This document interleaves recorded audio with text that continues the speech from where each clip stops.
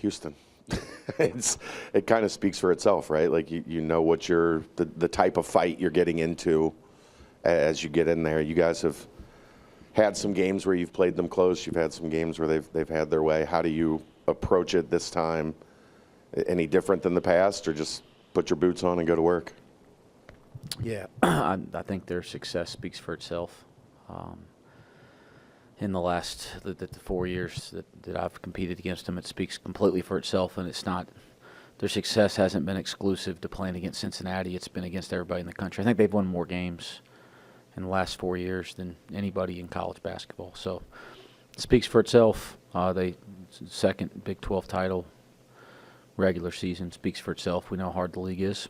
We just have to have a great prep and go down there and compete, and I think it's that simple. What makes their half-court defense and that entire unit so difficult to break down? Yeah, they're physical. They throw a lot of bodies at the ball.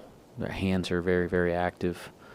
And, you know, there's a lot of familiar faces, right? So it's guys that have been doing it there for a long time that understand their principles and their rotations. But they obviously have a very principle-based defense. It's very consistent over a long period of time, but it's not just the principles, it's the way they bring them to life with their activity that I think is difficult for opponents. You mentioned before Coach Williams with your teams would take the buckets off and just practice going after the ball. Is that happened once, but yeah. I mean, well, that's a mention. Yeah. I mean, is it? I don't even know how you prepare for these guys, and I'm just guessing what you do. It's a game in the Big 12. You know, again, their success speaks for itself. We have tremendous respect, but it's a game, and you prepare the same. You prepare for every game. Like as Chad mentioned in his question, we've played against them a number of times in the last 3 years. And there's a couple games where we've been right there within maybe with the lead in the last minute one time down there. So I'm not saying we've had success, because success would be winning games against them. But it's not like we haven't had moments we were able to compete. And, we didn't do anything out of the ordinary in those moments or in those games to prepare for. So you prepare like we prepare for games all year. These guys on our team at this point have played a number of big games against really, really good opponents and in really tough environments, and we're going to have to rely on that experience and wisdom. Has Dillon Mitchell, do you think, tapped into anything differently over the past few games with how efficient he's been and just his major impact at both ends? Yeah, I think it's probably the boring answer, but he's consistently improving. Like I don't think that like in the last week he's a different guy. I think he just every week. Every couple weeks, when you look back, he looks like he's just added something or found a little more confidence in a certain area of his game. And we've talked about that here, all year. That like he's a great player, but there's so much more in there. And getting out there, making mistakes, continuing to gain confidence in other areas that maybe he didn't have experience in as a college player. It's going to get better and better as the year goes on, and I think that's been the case. Like he just seems to get more comfortable in different spots on the floor, and he keeps improving. Seamoss played 17 minutes after missing 2 games. How did he feel the next day, or how is he feeling now after getting back to playing? Yeah, it didn't get worse, which that was one of the questions we had as a staff too, because he practiced the day before our game against Baylor. But day before the game in February, guys, we're not killing each other as much as I'd love to go out there and practice like that every day, but. He did. He practiced for an hour and 20 minutes or so going into the Baylor game and made it through, which was a good sign. And then he, like you said, he played 17 minutes in a Big 12 game and woke up the next day. And I don't think we've had any setbacks that I'm aware of as of now. When you look at the way they played maybe through the first half of conference play compared to the past 2 or 3 weeks and watching them, it feels like Milos Uzan has really elevated his play. How much does that maybe change them? Not that they needed it, but giving them even another offensive option. I think he scored 22 against Texas Tech. That he's not just a guy that's blending in anymore. He's starting to be a guy that's standing out for them.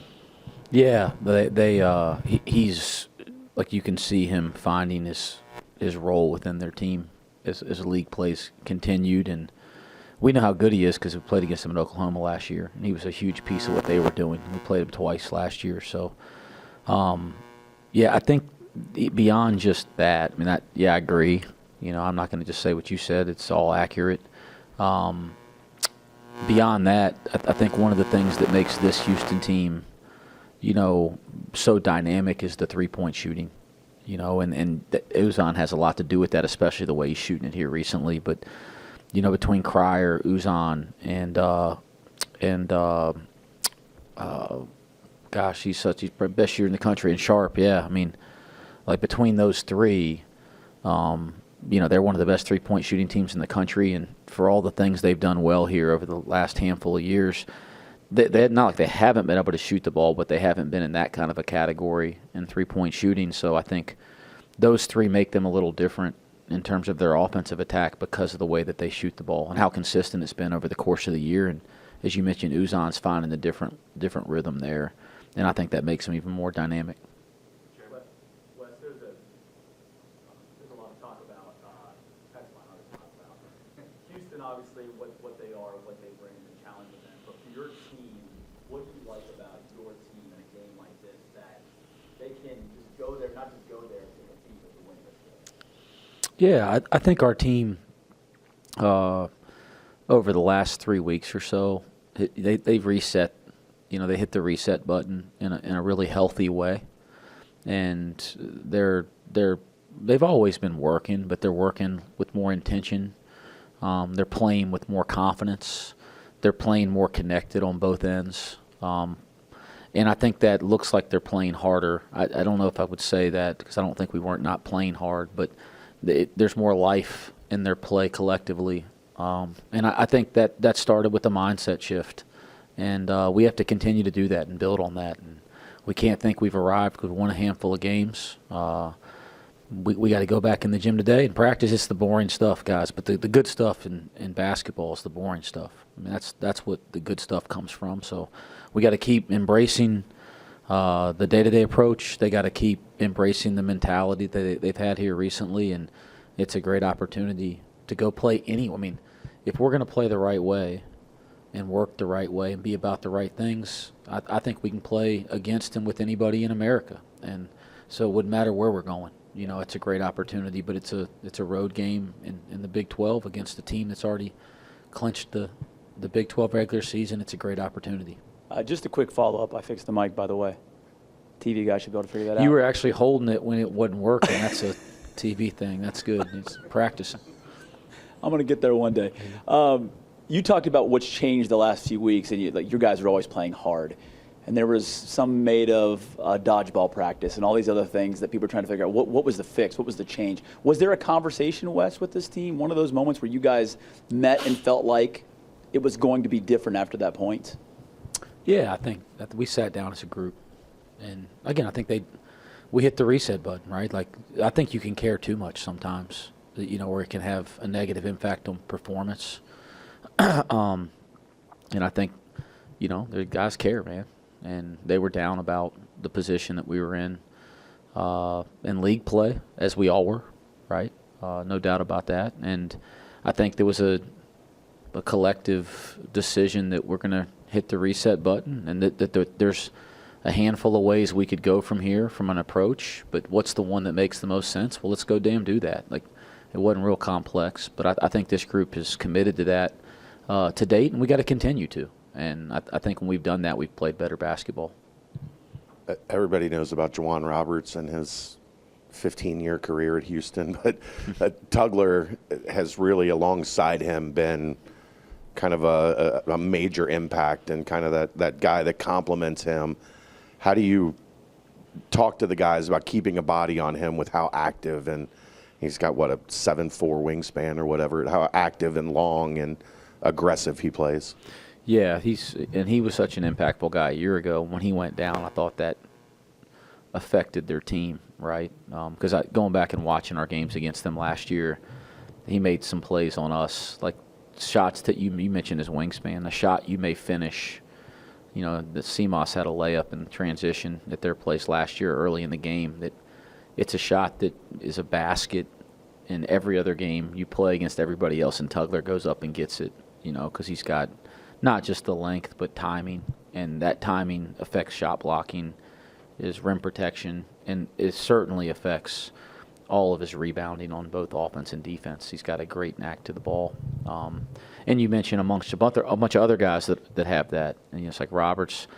I saw him, I think 2 years ago, we did media day out in Kansas City, and I saw him in Shed, and I feel like I've been seeing him in Shed. I felt like I've been seeing those guys since I was playing. That's how long they were doing it. And then this year I go back there and Roberts is still there, and I'm going, damn, is he going to be here for the next decade type of thing? Because he's been that good, guys. He's been that good of a player. He's as good of a player as we have in the Big 12. What's that? Hugs, yeah. Yeah, the Terry Nelson and those guys, yeah. No, but guys like that make you feel that way because they've been so good for so long. We're saying it respectfully. I mean, he's been so good for so long. It makes you feel like he's been around for forever. And he is a senior now, right? Maybe.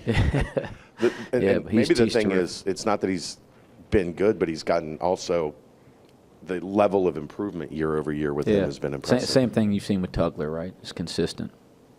I think Texas Tech got 34 free throws in the one win down there against Houston. Would you feel pretty good if you could get to the stripe that many times? Yeah. If we can get to the free throw line 34 times, that'd be great.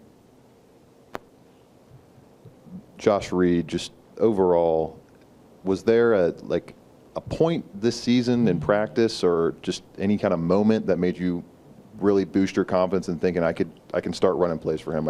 He can be the guy that can fill in for an injured starter off the bench, or has it just been kind of a slow progression that's got him here? It's more slow.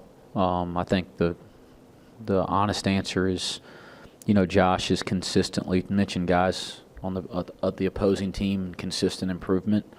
He's consistently improved here over the course of his time here. Like, it's been steady and consistent. He hasn't regressed.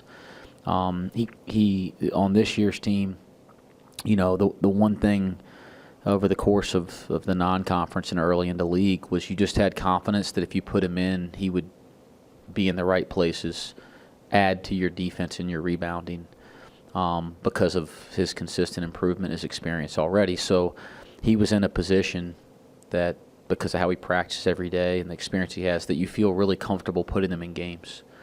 And the more he played, the better he did. Again, I said this, I think, after our last game. We grade every player defensively after every game. He's won the defensive award, had the best grades more than anybody on our team by 2. He's been that good defensively. And so it was the little things that earned him more playing time, like the reliable things. And then the more playing time, you see the confidence start to evolve. And that's the work that he's put in. He had a great summer. He was about as consistent this summer with his work ethic as anybody on our team. It's quiet. He's not broadcasting it, but he had a great summer, great work ethic, and now you start to see some of that skill set when he gets more opportunity. It's been kind of fun to see. When you talk about defensive grades, as much as you'd like to reveal, what kind of goes into that? What are the metrics or the points of emphasis that you guys as a staff put on game to game? Yeah, like we have all the different principles in our defense. And, when they play their principles at a high level, they get marked with a good. And when they make a mistake, they get marked with a bad. If it's kind of neither, they don't really get anything. And then there's some values that we really have defensively, things that we really value that maybe aren't a principle. When they do those things, excellent. So it's a good to bad ratio. We want guys to be 2 to 1. They can't win the award unless they're 2 to 1, and the best ratio wins. And Josh has won that award more than anybody on our team. As a competitor, do you enjoy being the underdog, the challenge of it? I just enjoy competing. I think it's like there's so many, awesome parts to what I get to do for a living and my job. There's some hard parts too, but there's some awesome parts to it. And one of the things that's awesome is competing. So I don't think about this position or just the chance to go out and compete. That's to be able to still do that in your 40s, like it brings out the kid in you. So I enjoy competition. And, if I ever stop enjoying competition, my butt won't be coaching anymore. But I love the competition. It's one of the things. There's a lot of things I love about the job, and got another opportunity to do that on Saturday, which is one of the neat parts about this league.